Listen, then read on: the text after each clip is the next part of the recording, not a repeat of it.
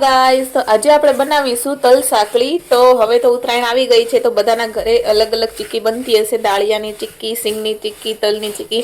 તો આજે અમે બનાવીએ છીએ તલની ચીક્કી, તલ સાંકળી। તલ સાંકળી બનાવવા માટે આપણે અહીંયા તલ લીધા છે અને આપણે ધીમા તાપે શેકીએ।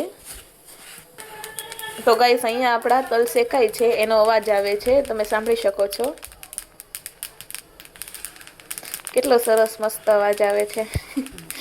અહીંયા આપણે 250 જેટલો ગોળ લીધો છે અને એની અંદર આપણે પાણી નાખશું, થોડુંક પાણી નાખવાનું છે અને ગોળની આપણે પાઈ કરી લઈએ।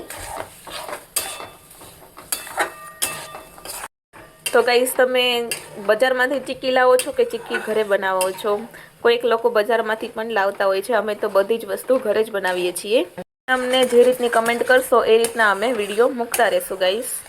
તમે જોઈ શકો છો અહીંયા આપણા ગોળની પાઈ બને છે।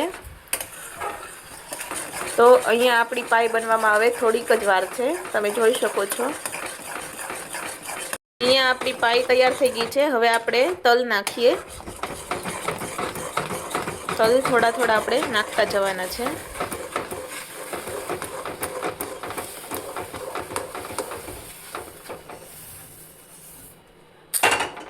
હવે આ તલ અને પાઈ જે છે એને આપણે બંનેને મિક્સ કરી લઈએ। એકદમ સરસ રીતે બંનેને ભેળવી દેવાનું છે।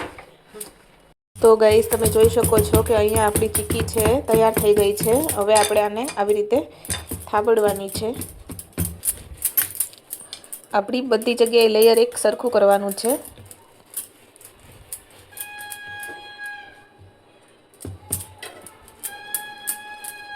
ઉત્તરાયણ આવી ગઈ જો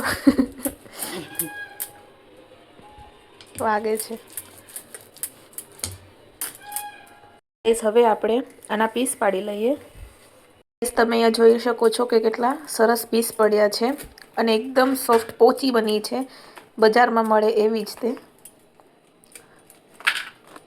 જો તમે જોઈ શકો છો પીસ બનાવ્યા છે।